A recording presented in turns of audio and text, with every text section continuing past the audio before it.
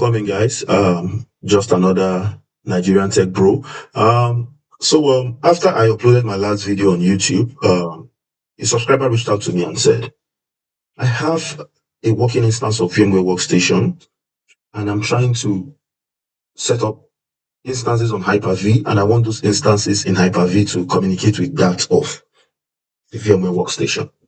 How do I do this? He said he has researched, he has tried, it's not working. And then, I said, instead of giving him a straight response, why not do a video and let everyone who is ever going to search for a similar question get to watch the video of my channel? And that is why we are here, and that's why we are looking at this video. Now, this video is looking at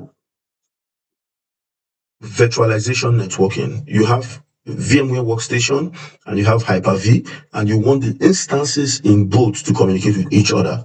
Now, you might ask yourself this question: why would I even want to have Hyper-V and VMware Workstation? They are just two virtualization tools. I could stick with one and that would be fine. Yes, but if you're asking that question, it shows how far you have gone using virtualization. Now, there is a downside to VMware Workstation. This problem probably does not exist on the ESXi, but on the Workstation it does. And what is that problem? It does not allow nested virtualization.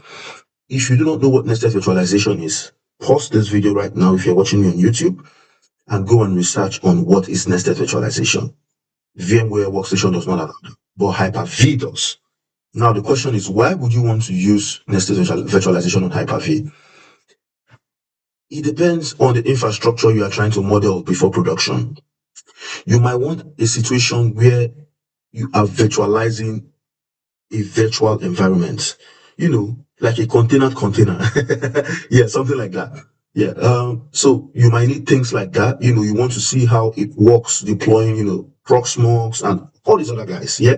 So you just want to be able to see that you can virtualize those things. At the same time, you want your existing infrastructure to be able to communicate with them, probably because they depend on one or two things you've already deployed previously, so you don't have to start afresh deploying them again. That is where I come in. Now, when you want to do this, the first thing is to look at the basics and the fundamentals. Now, let's say VMware Workstation is one device and Hyper-V is another device. What would be the best way to connect them? If if you're in the same room, you have both devices and you have an infrastructure, what would be the best way to connect them? You guessed right, and some of you guessed wrong. Some might say plug them to the same switch, but that is not enough. What if the switch is VLAN? So plugging them to the same switch is not the solution, but plugging them on the same VLAN is the solution. Because you can have 10 switches, but you have 30 VLANs. And plugging them in the same switch, different VLAN doesn't work. Plugging them in different switch, different VLAN doesn't work. Plugging them in different switch, the same VLAN works. Plugging them in the same switch, the same VLAN works. So what does that tell you? What is most important is getting them on the same VLAN. Now, for us to do that, given what we have, the first place you'd want to look at is your network configuration. Now, let's go to my network configuration. Now, for some of you that already have VMware, you should have these three cards. Your NAT, host only, and then your bridge, which is not normally here. And then this one is your Hyper-V card. That is if you've already set up your Hyper-V, right? It's always there by default. Now, what we are now going to look at is to either get your VMware instances to speak to every device on this network card, or get your Hyper-V instance to speak on every device on this card, or this card, depending on what you want, yeah? So what are we going to do now? What we are going to do now is to decide on what exactly you want to do. Hyper-V to VMware or VMware to Hyper-V. Given that my VMware has been running for quite some time, you can look at it quote and unquote as my production environment. I would want my Hyper-V to speak to VMware, given that VMware is already stable and Hyper-V is what, we are trying to bring on board. So with that said, the next place we want to go to is our Hyper-V network configuration. And once you open your Hyper-V manager, you should go to your virtual switch manager, and you should have external, internal, private. Private is basically everything on that private isolated in an isolated form, speaking only to the machine. Mhm. Then internal is, like everything that speaks within internal and the machine. Then you have external, which is like a bridge. Now, if you are a well-experienced VMware Workstation user, I will explain. Private is your host only adapter, internal is your NAT, and your external is your bridge. Now, what we are going to do here is to bridge NAT. Never forget this phrase. That is what will help you in case you are going to implement this in the next 3 years. We are going to do a bridge NAT. What you in your mind, you'll be like, why do you mean a bridge NAT? Now we already have a NAT on our VMware.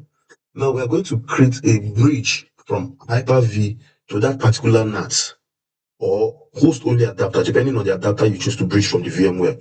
Now to do that, I'll select external, create a virtual switch, give it a name that you like, Hyper VMware, and then you leave it on external network. Now this is the NAT adapter for the VMware. You select it, and then you come here, you apply.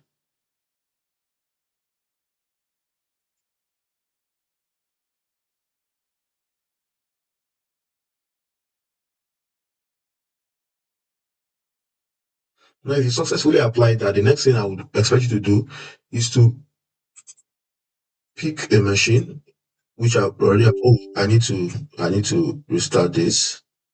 Uh, settings. Need to change the adapter. Um, Hyper-V VMware. Sorry about that, guys. After you done configuring that adapter, you need to change it. So let's start now and see. Now, the next thing we'll do is to bring up our VMware. Hopefully you are following me and your environment has no issues. And we'll now bring up a machine. Let's go with, a Windows machine that's reliable.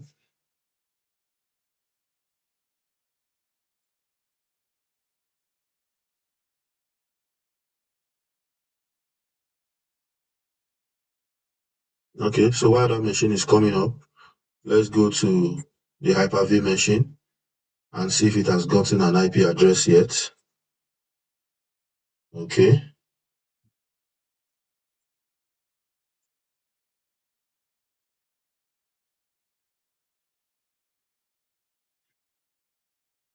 Okay, yeah, it has gotten an IP address and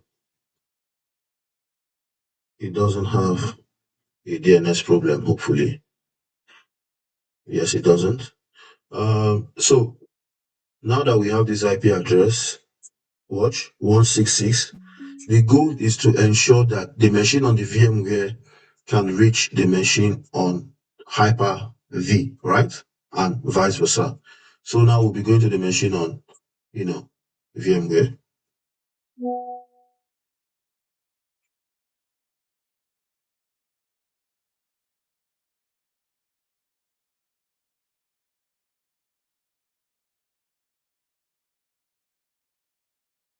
Remember that the machine on Hyper-V is 166. Yeah. So, just to show you that they both have the same, subnet. When you look at this guy, you see the same address, but, So let's try reaching the Hyper-V machine.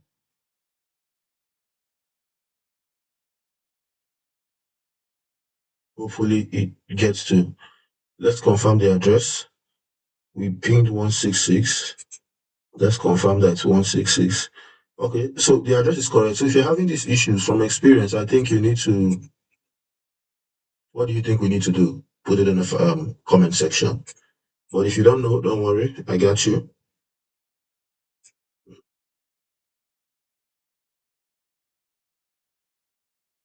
You need to go to your firewall and allow ICMP request.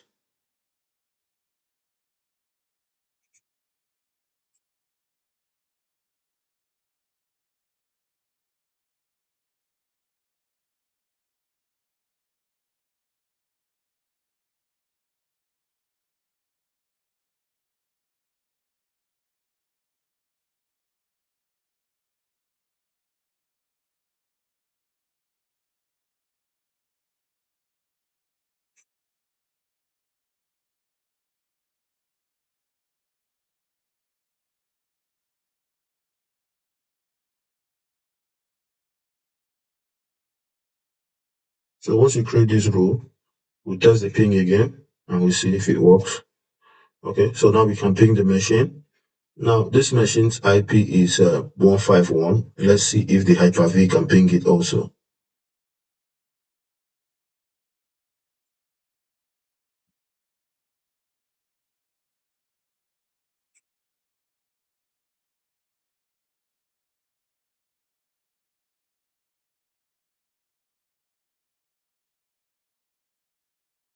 So you cannot ping the 151. So we should see, what should we check? You guessed it right. The firewall.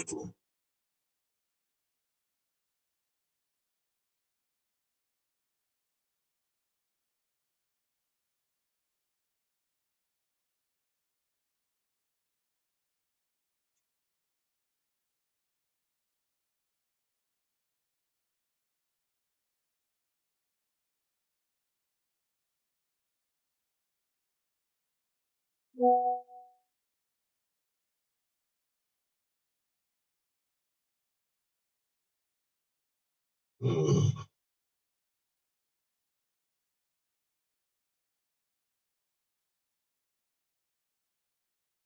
Okay, given that we've done that, we'll just go back to the Hyper-V and perform the ping again.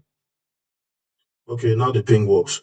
So what we have successfully done is to establish connection between the Hyper-V and the VMware. And since we've successfully done that, the next thing I would want to show you is, why did we even do this in the first place? The answer is simple. We did it because of nested virtualization. Now the question is, how then do we do nested virtualization in Hyper-V? I'll be doing that in my next video. To stay in touch, please click the subscribe button, click the bell icon to get notified when I upload that video. And if you must, please look for me and follow me on TikTok. Thank you.